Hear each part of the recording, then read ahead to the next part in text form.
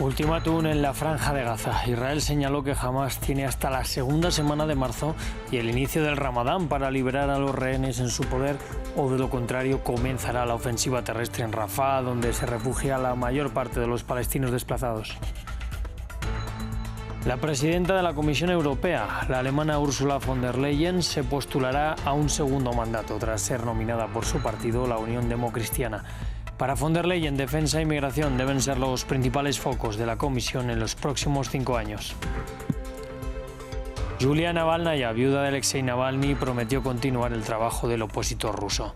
Navalnaya se reúne este lunes con los cancilleres de la Unión Europea, quienes estudian un nuevo paquete de sanciones contra el Kremlin por la muerte del opositor. Bienvenidos a un nuevo informativo de France 24. Yo soy Rodrigo Sedano y es un placer estar con ustedes. Abrimos este informativo con el ultimátum que Benjamin Netanyahu y su gobierno lanzaron a Hamás. Si al inicio del Ramadán, previsto alrededor del 10 de marzo, el movimiento palestino no ha liberado a los rehenes, Israel mandará a sus tropas al último reducto que queda en Gaza, Rafah. Hasta allí se han desplazado más de 1,4 millones de palestinos, huyendo de los combates en la franja. Ahora algunos intentan abandonar Rafah en búsqueda de un imposible refugio. El informe lo tiene Albert Naya. En un mensaje de unos segundos, el gobierno de Netanyahu dejó claras sus intenciones. The world must know, and Hamas leaders must know. El mundo debe saber y los líderes de Hamás deben saber que si para la festividad del Ramadán los secuestrados no están en casa, la lucha continuará en todas partes, incluida Rafah. Y con sus amenazas aumentan los temores de la población de Gaza. Hay miedo que una gran catástrofe pueda ocurrir. Los crímenes de la ocupación serán distintos, porque la mayoría de la población ahora está en Rafah. Esta es una pequeña localización, hay mucha gente. Si atacan, alcanzarán a los civiles. Aquí hay gente normal y pacífica, ciudadanos que no tienen a dónde ir. ¿Cuál es la culpa? Una futurible huida de Rafah deja pocas opciones a los que se desplazaron a este lugar, el último refugio de la franja antes de la frontera cerrada con Egipto. Incluso antes del anuncio de Netanyahu ya lo avisaban. Atacar Rafah sería un gran problema porque es el único sitio que nos queda. Aquí la gente nos ha acogido bien. Su dolor es nuestro dolor. No necesitamos algo más peligroso que lo que ya nos está pasando.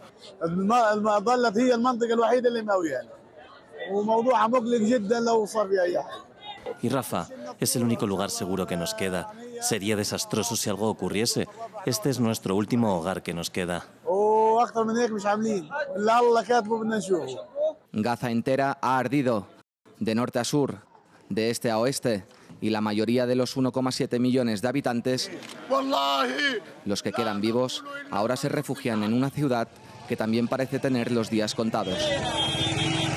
Desde Bruselas llegó una nueva petición por parte de la Unión Europea para una nueva pausa humanitaria inmediata que lleve a un alto el fuego sostenido. Según informó el jefe de la diplomacia europea, Josep Borrell, fueron 26 de los 27 Estados miembros quienes acordaron la petición. Fuentes diplomáticas señalan que el disenso llegó por parte de Hungría. Los 26 expresaron su apoyo a esta declaración y elaboraron una nueva, que es básicamente la misma que emití durante el fin de semana.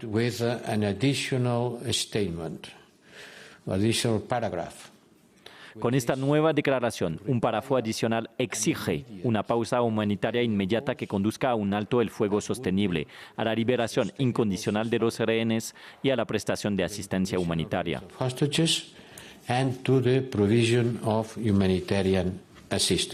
La Unión Europea aprobó finalmente la operación Aspides, con la que escoltará barcos mercantes que naveguen por el Golfo Pérsico, el Golfo de Amán, el Golfo de Adán y el Mar Rojo. Al contrario de la misión estadounidense y británica Prosperity Guardian, la europea no atacará posiciones hutíes, pero sí buscará derribar misiles y drones dirigidos contra barcos. Finalmente, la misión estará compuesta por 4 fragatas de Francia, Alemania, Grecia e Italia.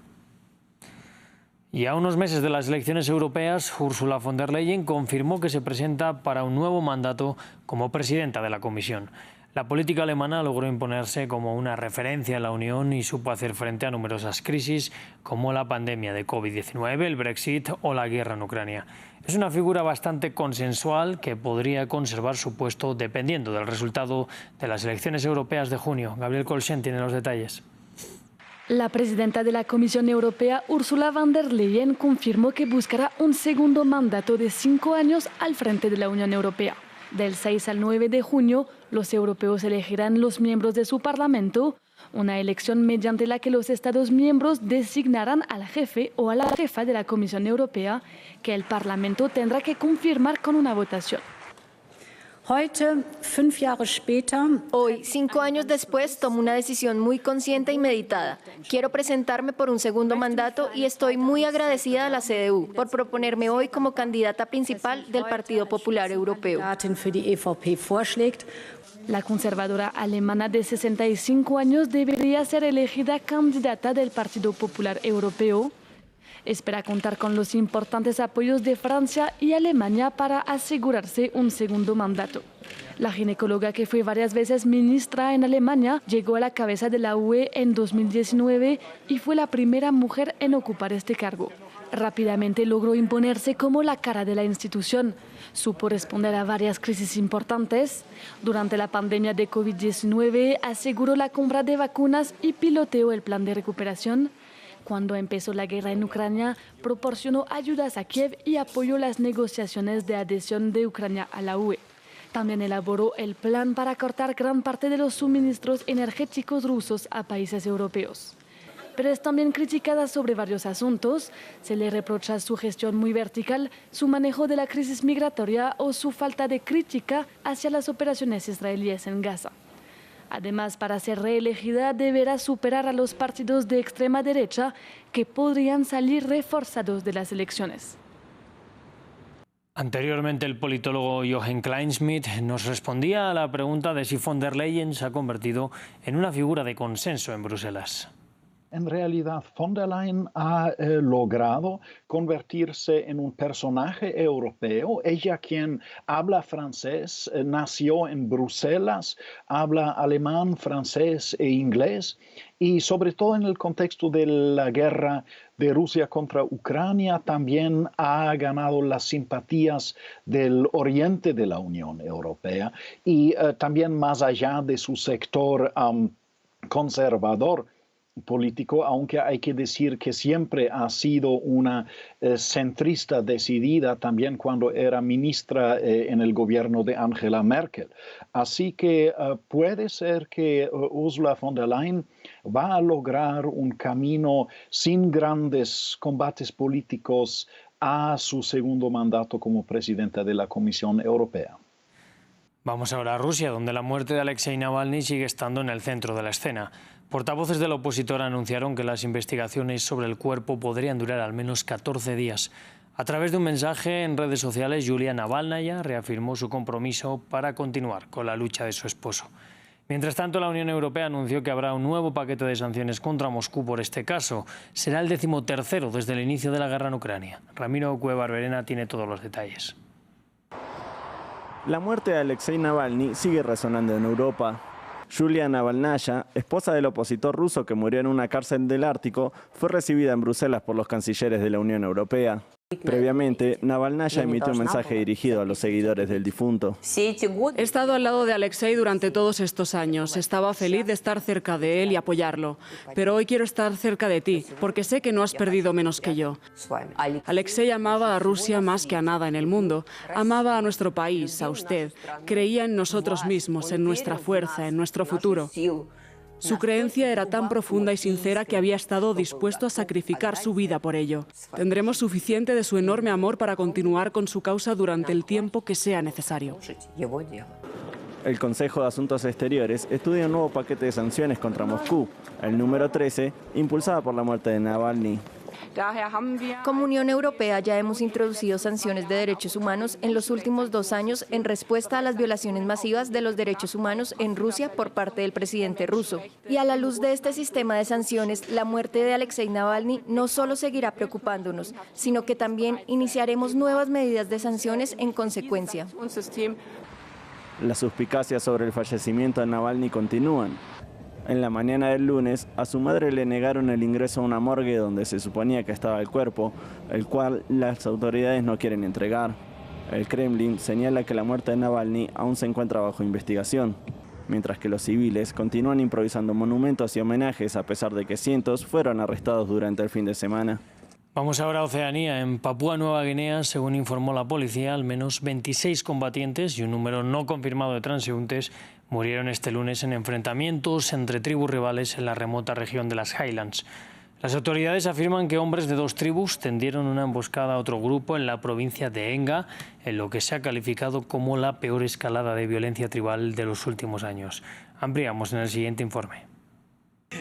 Estos trabajadores de los servicios de emergencia en las remotas tierras altas de Papúa Nueva Guinea están recuperando docenas de cadáveres después de que un violento tiroteo entre tribus enfrentadas dejara decenas de muertos, tanto combatientes como transeúntes. El jefe de policía dijo que el ataque fue una emboscada de un grupo rival contra otro, con una afluencia de armas de fuego ilegales como culpables. Esta vez la carnicería solo ha sido posible a través del uso de muchas armas pequeñas y esto es preocupante. La intención es recuperar el control o tener una presencia significativa en esa zona de conflicto y luego trabajar a través de nuestros procedimientos para hacer frente a este tipo de incidentes. Se ha desplegado sobre el terreno un gran número de efectivos policiales y de defensa. Aunque la región de Highlands sigue siendo escenario de persistentes luchas entre clanes, este incidente es el mayor brote de violencia en la provincia de Enga en la historia reciente. El primer ministro del país ha hecho un llamamiento a la calma entre las tribus. No tiene precio participar en luchas tribales y es en interés de todos nosotros, incluida nuestra gente. Si hay disputas comunitarias, hay formas de tratar las disputas comunitarias. Dejad las armas y se resolverán muchas disputas. Un asesinato o dos asesinatos no resuelven el problema, contribuyen a que haya más problemas. Su vecino más cercano y mayor donante de ayuda exterior, Australia, calificó la masacre de muy preocupante y ofreció el apoyo de su país. Cerramos en París, en donde los turistas que deseaban subir a la Torre Eiffel se han encontrado con que el monumento está cerrado. Los principales sindicatos de la empresa concesionaria convocaron huelga para este lunes para exigir así una mejor gestión del monumento por parte de la alcaldía parisina. La huelga podría alargarse aún algunos días más.